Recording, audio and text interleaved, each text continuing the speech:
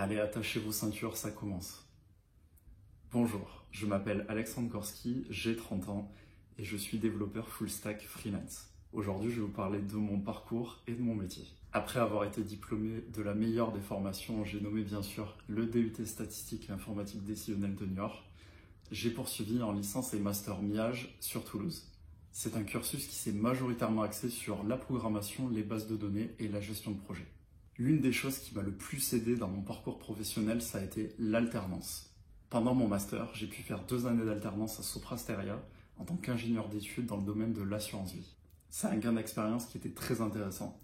Et puis je trouve qu'il faut mettre en pratique le plus tôt possible ses connaissances théoriques et c'est aussi ce qui est recherché derrière par les sociétés. En parallèle du master et de l'alternance, c'est là où j'ai commencé à avoir la fibre entrepreneuriale. J'ai travaillé avec des associés sur un projet, une plateforme de streaming de musique. Le but, c'était d'aider les artistes de petite et moyenne notoriété à gagner en visibilité, à pouvoir recevoir des dons. C'était super intéressant, je touchais un peu à tout, du développement technique pour le produit bien sûr, mais aussi du partie commerciale, juridique, communication. Même si on a décidé d'arrêter la société, eh bien on a affûté nos compétences dans le développement web. Après ça, début 2019, avec 2 de mes associés, on a décidé de créer une entreprise de services du numérique. Le but, c'est d'accompagner des clients sur leurs besoins de développement, sur tous les projets sur lesquels ils peuvent travailler. On peut apporter notre pierre à l'édifice. La société s'appelait TechWalls. Vous pouvez voir le t-shirt de l'entreprise ici. En 2022, on a décidé d'arrêter pour pouvoir être auto-entrepreneur et être plus flexible, plus autonome. Aujourd'hui, j'ai une micro-entreprise, mais j'ai globalement les mêmes activités que celles que j'avais avec TechWalls.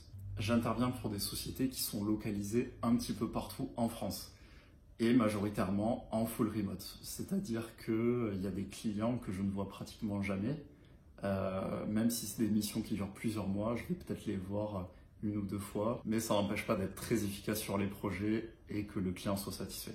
Je travaille dans des domaines divers. Ça peut être dans l'Internet des objets, dans l'éducation, dans la fintech, faire un générateur de vidéos pour une boîte de karaoké, faire une extension Chrome de correction orthographique, coder un moteur de recherche. Le travail que j'effectue, il peut se mettre en 2 grandes catégories, le forfait et l'assistance technique. Typiquement, ce qu'on appelle le forfait, c'est un projet où on va avoir un cahier des charges qui est soit amené directement par le client ou alors que l'on co-construit avec lui. Et à partir de là, on fait une estimation du prix, une estimation des délais, et si le client est d'accord, eh bien, on signe le contrat et ça débute.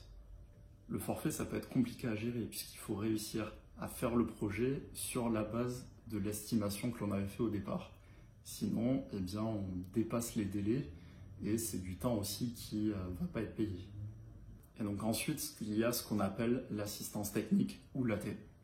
En fait, on intègre une entreprise pour une certaine durée de temps et pour apporter une expertise technique.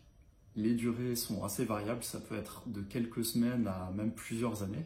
Et on va facturer autant, c'est-à-dire sur le nombre de jours travaillés. L'assistance technique, c'est quand même plus simple à appréhender que les projets au forfait.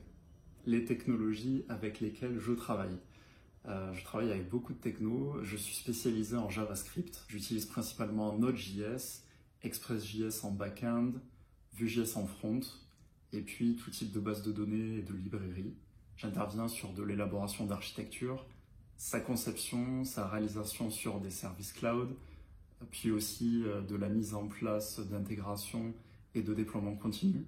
Ce qui me plaît beaucoup en tant que freelance, c'est que je peux évoluer sur des missions très variées et apprendre continuellement. C'est un statut qui me permet d'être flexible. Je suis mon propre patron, donc j'ai des responsabilités, mais j'ai aussi de la liberté dans mes choix. Donc je peux décider de prendre des vacances quand je le souhaite, d'avoir de longs congés, tout en maintenant aussi une rémunération qui est intéressante. Alors, une petite phrase de fin. Je dirais qu'il y a plein de chemins pour arriver à faire ce que l'on aime dans la vie. L'important, c'est de rester motivé et d'essayer de continuer. Merci d'avoir pris le temps de m'écouter. Je vous souhaite une très bonne continuation à tous.